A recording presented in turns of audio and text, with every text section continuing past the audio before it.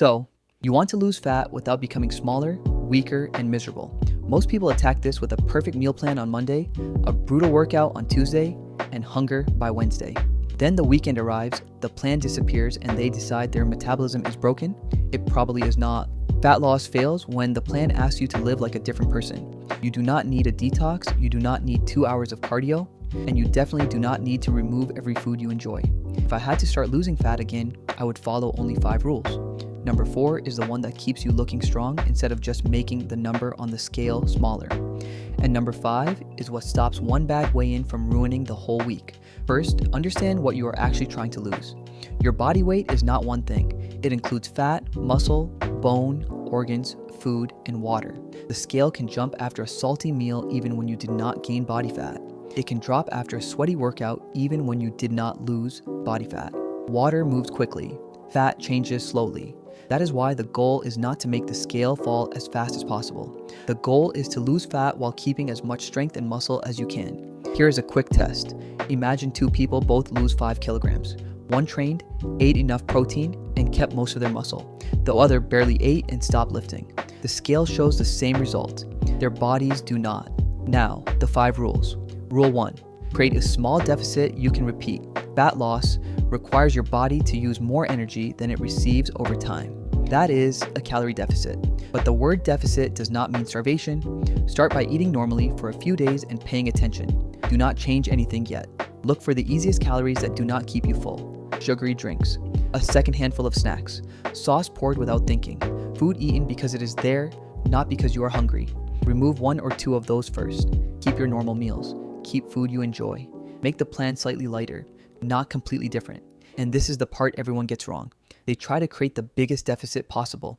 Breakfast becomes coffee. Lunch becomes a tiny salad. By evening, hunger wins and the kitchen becomes an all-you-can-eat buffet. A plan that works for 3 days does not work. Your checkpoint is simple. Can you follow the same plan on a normal school or work day and again on the weekend? If not, the deficit is probably too aggressive or too complicated. Rule 2. Protect muscle before you chase a lower number.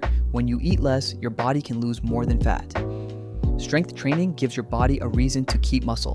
Protein gives it the material to do that. Neither one is a magic fat burner, but together they improve what the weight you lose is made of. You do not need to redesign your entire diet or calculate the perfect macro split. Keep your meals familiar. Just make sure each main meal has one clear protein source instead of cutting every part of the meal equally. Picture the same 5 kilogram loss from earlier. One person keeps training and keeps protein in their normal meals. The other eats as little as possible and stops lifting. Both become lighter. Only one gave their body a strong reason to keep its shape and strength. And this is the part everyone gets wrong. They obsess over the perfect fat loss menu while ignoring the bigger pattern. A specific food does not decide the result. The repeatable deficit, enough protein, and continued strength training work together. Your checkpoint is simple. Can you identify one protein source in each main meal? If yes, stop making the rule more complicated. Detailed meal building belongs in a nutrition plan. For fat loss, this is the part you need to protect. Rule 3. Walk every day. Most people think fat loss exercise has to hurt. It does not. Walking is useful because it is easy to recover from, easy to repeat, and easy to add without destroying your next workout. Take a short walk after a meal, walk while you call a friend. Get off one stop early, use the stairs. None of these feels impressive. That is exactly why they survive longer than a heroic cardio plan. You do not need to chase a magic step number. First find your normal level, then add a little. If you barely move now, add a 15-minute walk. When that feels automatic, add another short walk or make one route slightly longer. And this is the part everyone gets wrong. They do one exhausting workout, then spend the rest of the day lying down because they are tired. The workout burned energy. The recovery day quietly removed ordinary movement. Your checkpoint is not, did I sweat? It is, did I move more across the whole week? Rule 4. Keep strength training. When calories are lower, your body needs a reason to keep expensive tissue. Strength training sends that signal. It tells your body that the muscle still has a job. Train your whole body 2 or 3 times per week. Push, pull, squat, hinge, and train your core. You can use a gym, a backpack, a pull-up bar, or body weight progressions. The equipment matters less than the effort getting stronger over time. And this is the part everyone gets wrong. They replace every strength session with cardio because cardio makes the watch show a bigger calorie number. Then the scale falls, but their strength falls with it. Do not turn every workout into a calorie punishment. Keep a few important exercises. Record your reps. Try to maintain them while your body weight slowly changes. Your checkpoint. Are your main exercises stable? If every lift and every body weight movement is collapsing for several weeks, you may be dieting too hard, recovering too little, or both. Rule 5. Judge the trend, not the day. One weigh-in tells you almost nothing. Water, salt, carbohydrates, digestion, stress, and sleep can move the scale.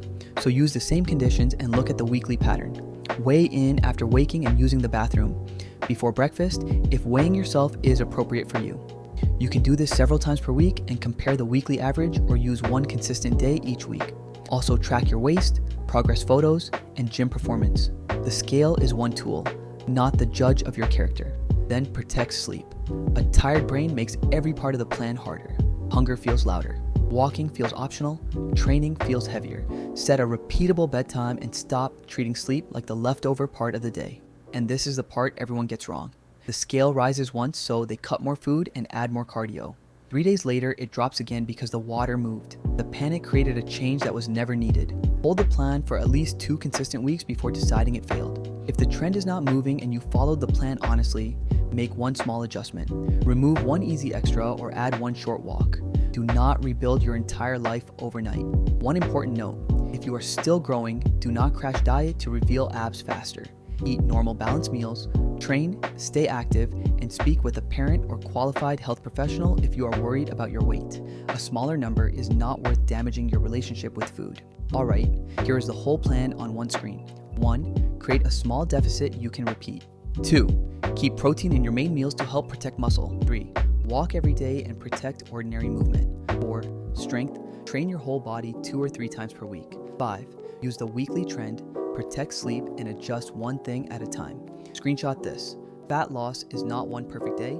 It is a collection of normal days that point in the same direction. Make the plan boring enough to repeat and strong enough to keep. Now go do it right.